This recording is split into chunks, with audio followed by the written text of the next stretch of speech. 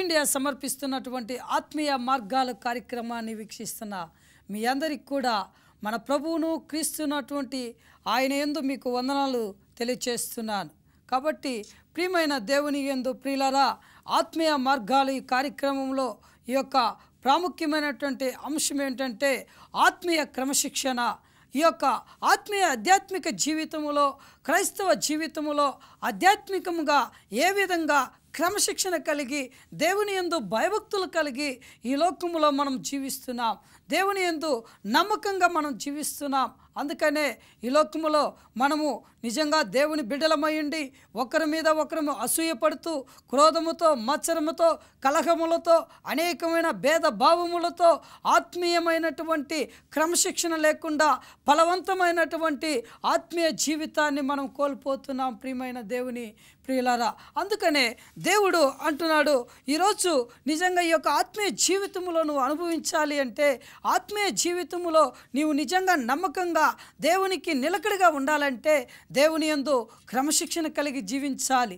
క్రమశిక్షణ కలిగి ఆత్మీయ జీవితంలో, ఆత్మీయ మార్గములో నడవాలని దేవుని వాక్యము, పరిశుద్ధ గ్రంథము మనకు బోధిస్తున్నది. 1 కొరింథీయులకు రాసిన పత్రిక 11వ అధ్యాయము 31-32లో మనం చూసినట్లయితే, మనల్ని మనమే విమర్శించుకుని ఎడల తీర్పు పొందకపోదుము. మనము తీర్పు పొందిన ఎడల లోకముతో పాటు మనకు శిక్షావిధి కలుగుకున్నట్లు ప్రభువు చేత శిక్షించబడుచున్నాము. కాబట్టి ఈ యొక్క పరిశుద్ధ గ్రంథంలో ఉన్న ఈ వాక్యాన్ని బట్టి చూస్తే మన ఆత్మీయ జీవితంలో నిజంగా ఏ విధంగా మనము క్రమశిక్షణ కలిగి ఆత్మీయ జీవితంలో నమ్మకం కలిగి మనం జీవిస్తున్నాం. నిజంగా ప్రియమైన దేవుని బిడ్డలారా, ఈ లోకంలో అనేక మందిని మనం చూస్తున్నాం. అనేక మంది విలువిద్యలు నేర్చినటువంటి వారిని మనం చూస్తున్నాం. విలువిద్యలు చేసేటువంటి వారికి కూడా ఒక ప్రత్యేకమైనటువంటి శిక్షణ ఉంటుంది, క్రమశిక్షణ. వారి యొక్క నిజమైన జీవితంలో ఆ యొక్క విలువిద్యలో రాణించాలి అంటే వారి యొక్క జీవితంలో ఆ యొక్క మంచి క్రమశిక్షణ కలిగి దాన్ని నేర్చుకోవలసి ఉన్నది. కానీ ఈరోజు ప్రభువు పాదాల చెంత చేరిన మనము, ప్రభువుని విశ్వసించిన మనము, ప్రభువు రక్షణ అనుభవాన్ని ఆనందముతో అనుభవిస్తున్న మనము నిజంగా మన యొక్క ఆత్మీయ జీవితంలో ఏ విధంగా ఆత్మభరితంగా మనం జీవిస్తున్నాం, ఆత్మీయ మార్గములో నిజంగా ఫలవంతమైన జీవితాన్ని మనం జీవిస్తున్నాం. ఒకవేళ మనం అలాగా దేవుని యందు నిలకడగా నమ్మకంగా లేకుండా ఆత్మీయ జీవితంలో, ఆత్మీయ మార్గములో క్రమశిక్షణ లేకుండా జీవిస్తే మనము నిజంగా దేవుని యొక్క శిక్షకు గురికాక తప్పదు. ప్రియమైన దేవుని బిడ్డ, దేవుని యొక్క ఉగ్రతకు గురి కాకుండా తప్పదు. ప్రియమైన దేవుని బిడ్డ, అందుకనే దేవుడు అంటున్నాడు, నిజంగా నీవు నిజంగా నన్ను వెంబడించినట్లయితే, నా యొక్క మార్గాన్ని నువ్వు అనుసరించినట్లయితే, నీవు నిజంగా నీ యొక్క ఆత్మీయ జీవితంలో క్రమశిక్షణ కలిగి నమ్మకం కలిగి దేవుని యందు నిలకడగా జీవించాలని దేవుని యొక్క వాక్యము మనకి బోధిస్తున్నది. అందుకనే అనేక సార్లు మనం చూసినట్లయితే ఈ లోకములో ప్రియమైన దేవుని బిడ్డలారా, అనేక సార్లు లోకములో దురాశల చేత, ఈ లోకములో భక్తిహీనత చేత, ఈ లోకములో అన్యులతో సహవాసం చేత, దేవుని యందు క్రమశిక్షణ లేకుండా వారితో ఏకమయ్యి అనేక సార్లు ఈ యొక్క ఆత్మీయ జీవితాన్ని మనము పాడు చేసుకుంటున్నాం. అందుకనే ఈరోజు మన యొక్క జీవితంలో ఆత్మీయమైనటువంటి క్రమశిక్షణ చాలా యొక్క మంచి ప్రాముఖ్యమైనటువంటి విషయముగా గుర్తిస్తున్నాడు దేవుడు. అందుకనే ఈరోజు స్కూలుకు వెళ్ళిన బిడ్డను చూసినట్లయితే ఆ యొక్క స్కూల్లో తన జీవిత కాలం అంతా కూడా చదివిన తర్వాత, తన విద్యాభ్యాసం ముగించిన తర్వాత ఆ బిడ్డకు నిజంగా ఈ యొక్క బిడ్డ నిజంగా మంచి క్రమశిక్షణ కలిగినటువంటి వాడు, మంచి భయభక్తులు కలిగినటువంటి వాడు, పెద్దల పట్ల విధేయత కలిగినటువంటి వాడని చెప్పి ఒక సర్టిఫికేట్ ఇవ్వడం జరుగుతుంది. అది ఏంటంటే ఆ క్రమశిక్షణ. అలాగే దేవుడు కూడా మన యొక్క ఆత్మీయ జీవితంలో, ఆత్మీయ మార్గములో మనకు నిజంగా ప్రియమైన దేవుని బిడ్డలారా, అలా యొక్క ఆత్మీయ ఫలాలను అనుభవించడానికి, ఫలవంతమైన జీవితం జీవించడానికి ఆయన కూడా ఇవ్వబోయే సర్టిఫికేట్ ఒకటి ఉంటుంది.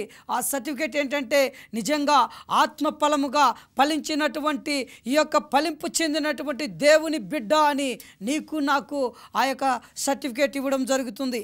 మన ఆత్మీయ మార్గములో దేవుడు మనల్ని అనేక సమయాల్లో సరిదిద్దే సమయాలు ఎన్నో ఉంటాయి.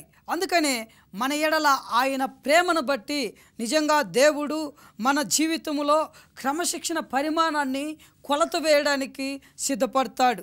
అలాంటి ఒక సమయంలో దేవుడు మనల్ని శిక్షిస్తున్నాడు, దేవుడు మనకు న్యాయం తప్పాడు, దేవుడు నా పట్ల నిజంగా కరుణ లేనటువంటి వాడని చెప్పి అనేక సార్లు మన ఆత్మీయ జీవితంలో మనం కోల్పోతుంటాం. ప్రియమైన దేవుని యందు క్రీస్తునందు ప్రియమైన దేవుని వారలారా, దేవుడు అంటున్నాడు, గద్దించినప్పుడు శిక్షించినప్పుడు మన తండ్రి అయినటువంటి దేవుని యొక్క మాటలను బట్టి మనం జీవించినప్పుడు వాటిని విసుకక మనము మన యొక్క ఆత్మీయ జీవితంలో కొనసాగించాలని దేవుని యొక్క వాక్యం మనకు బోధిస్తుంది. అయితే ఈ రోజుల్లో అనేక మంది దేవుని బిడ్డలో ఈ యొక్క నిరాశలో నిజంగా కుమిలిపోతుంటారు. అయ్యో, నేను అనేక సంవత్సరముల నుంచి దేవుణ్ణి నమ్మినప్పటికీ, దేవుణ్ణి విశ్వసించినప్పటికీ దేవుడు నాకు న్యాయం చేయలేదు, దేవుడు నాకు నిజంగా ఏమి చేయలేదు, నిజంగా నేను ఆయనకు బిడ్డనా అని ప్రశ్న వేసుకుంటారు. నిజంగా ప్రియమైన దేవుని బిడ్డలారా, దేవుడు కరుణామయుడు, ఆయన ప్రేమ కలిగిన వాత్సల్యత కలిగిన దేవుడు. ఎందుకంటే ఆయన ఎప్పటికీ న్యాయం తప్పనటువంటి దేవుడు. ఆయన ఏ సమయంలో కూడా తన మీద నింద పెట్టుకున్నటువంటి గొప్ప దేవుడు. అలాంటి దేవుడిని నీవు నమ్మినప్పుడు మీ యొక్క ఆత్మీయ జీవితంలో, మీ మార్గములో ఏ విధంగా దేవుని యందు క్రమశిక్షణ కలిగి మనం జీవిస్తున్నాం. ఈరోజు ఈ అంశాన్ని బట్టి మనం చూసినట్లయితే నిజంగా దేవుడు న్యాయం తప్పుడు. మొదటిగా దేవుడు న్యాయం తప్పుడు. యోబు రాసిన గ్రంథము 34వ అధ్యాయం 10-12లో దేవుడు ఇలా అంటున్నాడు, దేవుడు ఏమాత్రమును దుష్కార్యం చేయడు, సర్వశక్తుడు న్యాయం తప్పడు. కాబట్టి సుశారా ప్రియులరా, దేవుడు ఏమాత్రమును న్యాయం తప్పడు, దేవుడు ఏమాత్రమును దుష్కారం చేయడు, ఆయనలో కొంచెమైనా కూడా మన మీద ద్వేషం కలిగి ఉండడు. అలాంటి గొప్ప దేవుడిని నువ్వు విశ్వసించినప్పుడు మన యొక్క ఆత్మీయ జీవితంలో మనము నిజంగా ఆత్మీయ క్రమశిక్షణ కలిగి దేవుని యందు నమ్మకంగా ఉంటున్నామా, నిజంగా ఆయన యొక్క సర్వాధికారానికి మనం ఒప్పుకుంటున్నామా, ఆయన యందు ఆత్మీయంగా మనం జీవిస్తున్నామా. అనేక మంది అన్ని జనుల ఎదుట దేవుని నామాన్ని దూషణ చేసే విధంగా భక్తిహీనత లోకములో మనం జీవిస్తాం. ఆ భక్తిహీనత లోకములో మనం జీవిస్తున్నప్పుడు మన దేవుని నామానికి దూషణ కలగకున్నట్లు నమ్మకంగా ఆయన్ను ఎత్తిపట్టి ఆయన నామాన్ని గణపరిచే బిడ్డలుగా, మంచి యొక్క ఆత్మీయ క్రమశిక్షణలో జీవించే బిడ్డలుగా ఉండాలని దేవుని వాక్యము మనకి బోధిస్తుంది. అందుకనే కీర్తనకారుడు దావీదైనటువంటి ఆయన యొక్క కీర్తనల గ్రంథంలో కూడా ఈ విధంగా రాయబడి ఉంది. 119వ అధ్యాయం 65వ వచనములో అంటాడు, ఆ యొక్క సర్వశక్తుడైనటువంటి దేవుడు నిజంగా నా శ్రమల్లో కూడా నేను విడిచిపెట్టినా కూడా నాకు తోడున్నాడు. సుశారా ప్రియులరా, శ్రమలు కలగక మునిపే నేను త్రోవ విడిచి తిని ఇప్పుడు నీ వాక్యమును అనుసరించి నడుచుకొనుచున్నాను. కాబట్టి ఎప్పుడైతే దేవుని యందు నిజంగా నమ్మకం కలిగి ఆ వాక్యానుసారంగా దావీదు నడవాలనుకున్నాడో, ఆ వాక్యానుసారంగా జీవించాలనుకున్నాడో, తన మార్గంలో ఒక నిజమైనటువంటి క్రమశిక్షణ కలిగి జీవించాలనుకున్నాడో, తన ప్రాణ భయాన్ని కూడా తీసివేసి తన శత్రు సమూహాన్ని కూడా ఆయనకు నిజంగా మిత్రులుగా చేసి, స్నేహితులుగా చేసి, శత్రువుల ఇంట భోజన పంక్తిని ఏర్పాటు చేసిన దేవుడు. కాబట్టి ఈ యొక్క గొప్ప దేవుడు, సర్వ సృష్టికర్త అయినటువంటి దేవుడు న్యాయం తప్పుతాడా? అందుకనే ప్రియమైన దేవుని బిడ్డలారా, ఇక్కడ చూడండి, యెహోవా నీ తీర్పులు న్యాయమైనవి, ఈ శ్వాసతి గలవాడినై నీవు నన్ను శ్రమ పరిస్థితివని నేను ఎరుగుదును. కాబట్టి అనేక సార్లు దేవుడు మనల్ని శిక్షించినప్పుడు, అయ్యో దేవుడు నాకు న్యాయం చేయలేదు, దేవుడు న్యాయం తప్పాడు, దేవుడు నిజంగా ఆయన నా పట్ల ఆ యొక్క నిజంగా పక్షపాతం చూపాడని బాధపడుతుంటాం. కానీ మన ఆత్మీయ మార్గంలో నిజంగా ఎంతవరకు మనము దేవుని చేతికి ఆయన యొక్క శిక్షకు లోపడుతున్నాం, ఆయన మాటలకు లోపడుతున్నాం, ఆయన వాక్యానుసారంగా జీవించడానికి ఇష్టపడుతున్నాం. అనేక సార్లు మన యొక్క తప్పుల్ని, మన యొక్క అనేకమైనటువంటి ఆ యొక్క తప్పులను దిద్దడానికి, మన యొక్క మార్గాలను సరిచేయడానికి దేవుడు సహాయం చేస్తూ ఉంటే అనేక సార్లు మనము తప్పిపోతుంటాం ప్రియమైన దేవుని బిడ్డ. అందుకనే ఈరోజు నిజంగా నీవు నమ్మిన దేవుడు, ఆ సర్వశక్తుడు నిజంగా న్యాయం తప్పుతాడా? నిజంగా యోబు జీవితంలో కూడా ఆయన న్యాయం తప్పలేదే.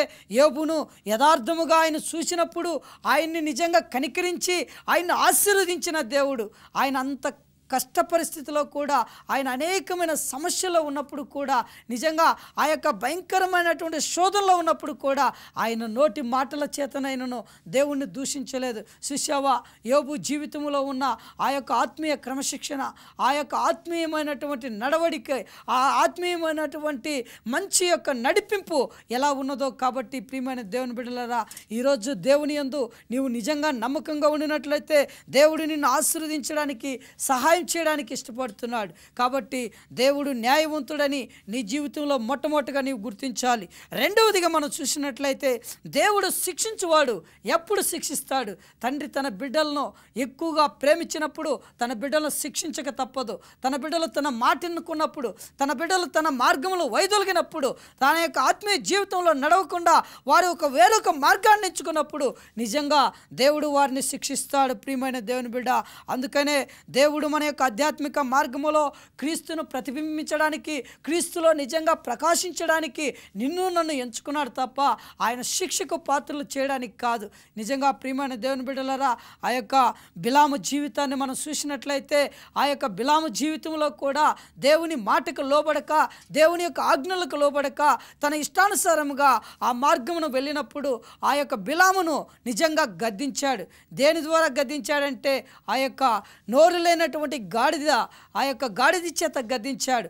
గాడిద చేత ఆ యొక్క గాడిదకు స్వరం ఇచ్చి ఆ యొక్క బిలామును రక్షించుకున్నాడు. చూశారు ప్రియులారా, ఆ మార్గాన్ని వెళుతున్నప్పుడు అన్యులతో కలవడానికి దేవుని విడిచిపెట్టి ఆ మార్గంలో వెళుతున్నప్పుడు ఆయనకు నిజంగా ఎదురుగా నిలబడినటువంటి ఆ సంహారపు దూత చేతిలో ఖడ్గం పట్టుకొని ఎదురుగా నిలుచుకో ఉంటే ఈ యొక్క కళ్ళున్నటువంటి ఈ యొక్క బిలాముకి కనపడలేదు.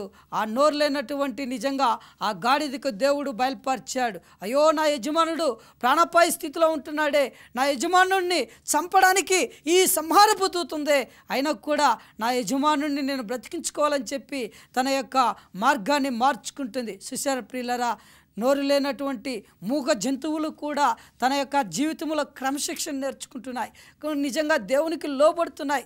ఈరోజు దేవుడు తన పోలికలో, తన స్వరూపంలో సృజించిన నిన్ను నన్ను ఎంతగా ప్రేమించి ప్రాణం పెట్టిన దేవుని మాట లెక్క చేయకుండా మన ఇష్టానుసారంగా లోకానుసారమైన మార్గంలో జీవిస్తే దేవుడు నిజంగా ప్రియమైన దేవుని బిడ్డ శిక్షిస్తాడు. అందుకనే దేవుడు అంటాడు, ఈ యొక్క హెబ్రీయులకు రాసిన పత్రిక 12వ అధ్యాయము 5-6 వచనంలో మనం చూసినట్లయితే, తాను ప్రేమించినటువంటి వారిని శిక్షించి తమను స్వీకరించిన ప్రతి కుమారుని దండించునని కుమారునితో సంభాషించినట్లుగా ఈ మాటలను మనం చూస్తున్నాం.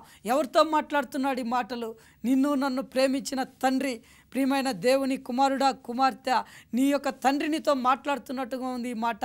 కాబట్టి కుమార్తెలతో సంభాషించినట్లు ఆ పరలోకమందున్న తండ్రి శిక్షించడానికి మనము శిక్షించడానికి మనల్ని సిద్ధంగా ఉంటున్నాడు. అందుకనే ఆ శిక్షను మనము తిరస్కరించకుండా, ఆ శిక్షను మనము తృణీకరించకుండా దేవుని యందు నమ్మకముగా నిలకడగా ఉండినట్లయితే, ఆ శిక్షను స్వీకరించినట్లయితే దేవుడు సహాయం చేస్తాడు.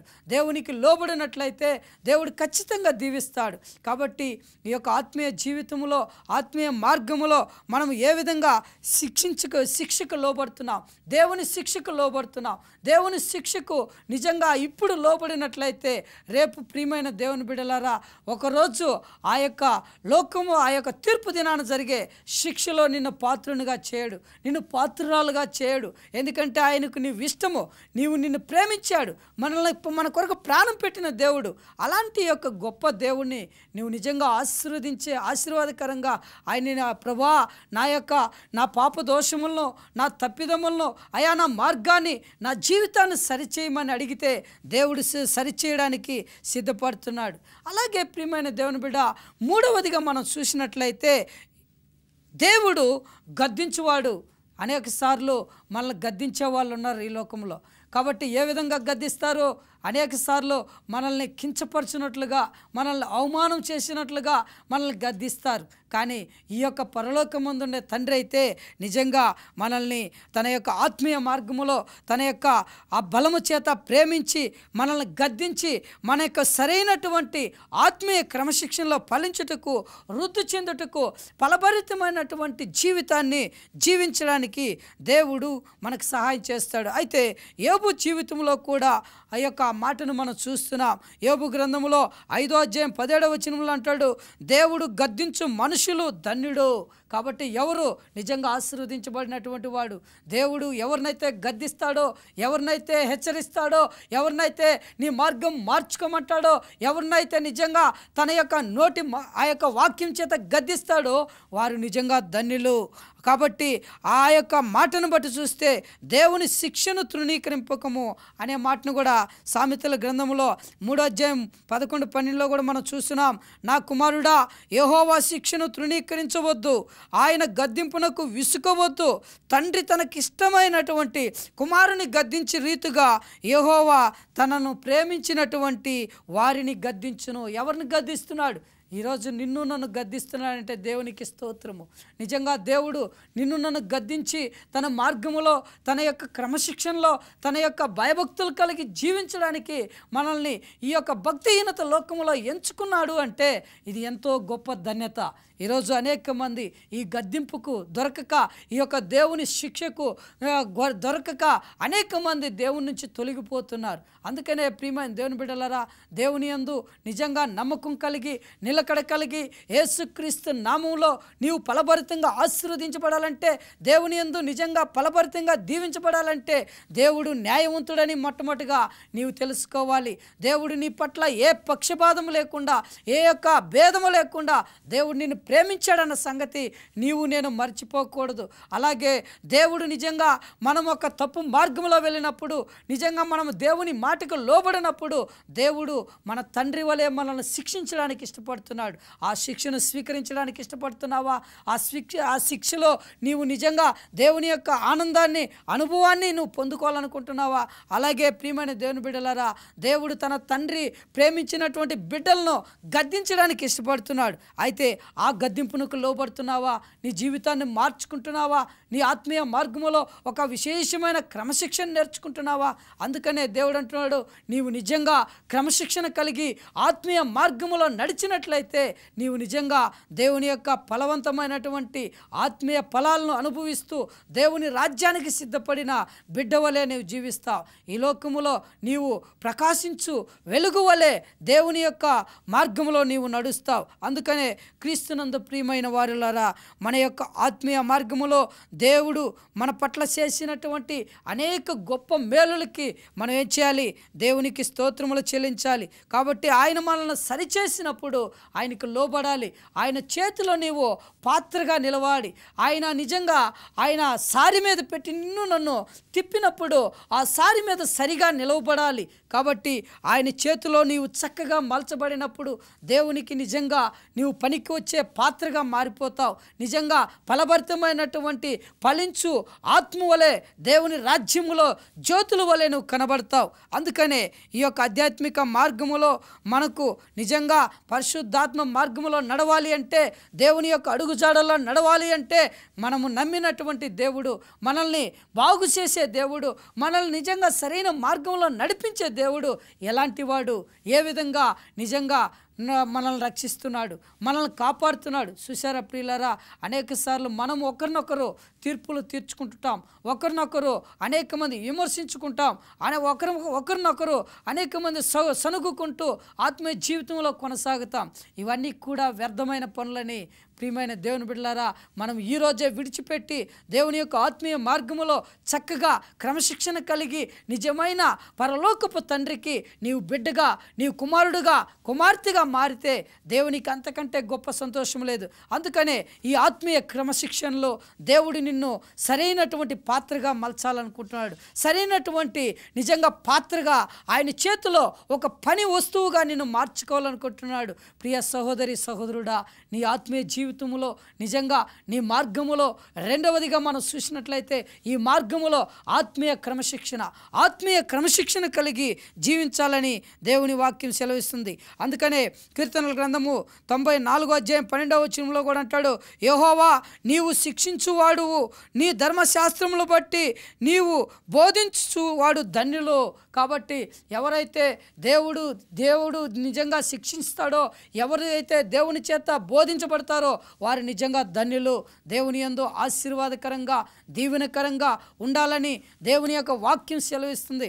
అందుకనే ఈరోజు ఈ పరిశుద్ధ గ్రంథంలో వచ్చి ఈ యొక్క ధ్యానించినటువంటి ఈ యొక్క అంశాన్ని బట్టి నీవు నేను ఏ విధంగా ప్రభు అయినటువంటి క్రీస్తునందు క్రమశిక్షణ కలిగి మన ఆత్మీయ జీవితంలో మన మార్గాలను నిజంగా చక్కగా దేవునిలో నిలకడగా నడవగలుగుతున్నాం. కాబట్టి ప్రియమైన దేవుని ప్రియులారా, ఈరోజు అనేక అన్యజనుల మధ్య మనం నివసిస్తున్నాం, అనేక అన్యజనుల మధ్య మనము జీవిస్తున్నాం. వారి మధ్యలో నీవు జీవిస్తున్నప్పుడు నీ క్రమశిక్షణ చాలా జాగ్రత్తగా ఉండాలి. నీవు నిజంగా బయటికి వెళ్ళినప్పుడు, లోపలికి వచ్చినప్పుడు నీ ప్రవర్తన అంతటిలో దేవుని యొక్క గుణాతిశయములో నేను చూడాలి.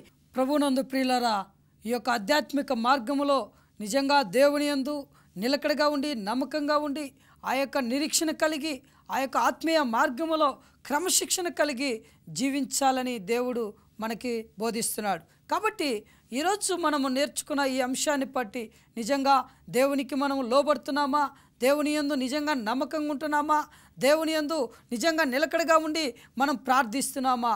అనేక సార్లు మన యొక్క ఆత్మీయ జీవితంలో దేవుని మీద మనము అనేకమైన గునుగుకొనుచు దేవునికి దూషణగా మాట్లాడుకుంటుంటాం. కానీ ఈరోజు దేవుడు మనతో మాట్లాడేది ఏంటంటే, దేవుడు ఎట్టి పరిస్థితుల్లో కూడా ఆయన న్యాయం తప్పనటువంటి దేవుడు, ఆయన నిజంగా నమ్మకమైన దేవుడు. అలాంటి న్యాయం తప్పనటువంటి దేవుడు నిజంగా మనకున్నప్పుడు మన యొక్క ఆత్మీయ మార్గములో ఎలాంటి క్రమశిక్షణ కలిగి జీవిస్తున్నాం, ఎలాంటి యొక్క ఆత్మీయ మార్గములో ఎలాంటి యొక్క క్రమశిక్షణ కలిగి అనేక సార్లు మనం జీవిస్తున్నాం. అనేక సార్లు ప్రియమైన దేవుని బిడ్డ, లోకములో ఉన్నప్పుడు ఈ లోకస్తులతో మనం జీవిస్తున్నప్పుడు ఈ లోకములో ఉండే ప్రతి నిర్జీవ క్రియల్ని మనము అంటిపెట్టుకొని జీవిస్తాం. కానీ దేవుడు అంటున్నాడు, ఈ నిర్జీవ క్రియలను విడిచిపెట్టి నిజంగా మారు మనసు పొంది పశ్చాత్తాపడి దేవుని యందు లోబడి దేవుని మార్గంలో నడవాలని దేవుని వాక్యము మనకి బోధిస్తుంది. అందుకనే ఈరోజు దేవుడు మనతో మాట్లాడే మాటలను బట్టి మన ఆత్మీయ జీవితంలో, మన మార్గములలో, మన యొక్క ఆలోచనలో, మన తలంపుల్లో, మన ఊహల్లో కూడా దేవుడు నిజంగా న్యాయం తప్పడు. నిజంగా దేవుడు నిజంగా మన పట్ల ఆయన దుష్ట ఆలోచన చేయడు. కాబట్టి ఆయన నీతిమంతుడు, ఆయన నిజమైన బలవంతుడు. కాబట్టి అలాంటి గొప్ప దేవునితో నీవు జీవిస్తున్నప్పుడు దేవునికి లోబడమని దేవుని వాక్యం మనకి బోధిస్తుంది. అందుకనే మన యొక్క ఆత్మీయ జీవితంలో మనల్ని మనము ఆత్మవిమర్శ చేసుకున్నప్పుడు నిజంగా మనం ఏ విధంగా దేవునిలో క్రమశిక్షణ కలిగి జీవిస్తున్నాం, దేవునికి లోబడుతున్నాం, నిజంగా మన సహోదరులను ఏ విధంగా ప్రేమిస్తున్నాం, నిజంగా మన ఆత్మీయులతో ఏ విధంగా మనము సంతోషముగా సమాధానంగా ఉంటున్నాం. కాబట్టి ప్రియమైన దేవుని కుమారుడా కుమార్తె, ఈరోజు దేవుడు నీతో మాట్లాడుంటే, దేవుడు నిన్ను గద్దించుంటే, దేవుడు నిన్ను శిక్షించడానికి, నిన్ను తండ్రి వలె శిక్షించడానికి ఉంటే ఆయన నిజంగా నీవు ధన్యుడివి ఆయన పట్ల. కాబట్టి నిజంగా దేవుడు నీ పట్ల న్యాయం తీర్చడానికి సిద్ధపడతాడు. కాబట్టి ఈరోజు ఈ యొక్క వాక్యాన్ని వినిన ప్రతి ఒక్కరం కూడా మనల్ని మనం విమర్శించుకొని ఆత్మ సంబంధంగా మన మార్గములను దేవునికి లోబడినట్లుగా సహాయం చేయాలని మీ అందరి కొరకు వాక్యం వినుచున్న మీ అందరి కొరకు మనము ప్రార్థన చేసుకుందాం. పరలోకమందున్న ఆసీనుడైన మా పరమ తండ్రి, మీ పరిశుద్ధ పాదములకు స్తోత్రములు. వాక్యం వినుచున్న నీ బిడ్డలందరినీ కూడా ఆశీర్వదించండి. వారి జీవితాలను అయినా మీరు మార్చండి. వారికి ఉన్న ప్రతి ఆటంకాలను మీరు తొలగించి సహాయం చేయమని, సరైన మార్గములో నైనా మీరు అక్కడ పర్యాంతం వరకు మమ్మల్ని నడిపించమని ప్రభువును ప్రియరక్షకుడైనటువంటి యేసు నామములో అడుగుతున్నాం తండ్రి. ఆమేన్, ఆమేన్.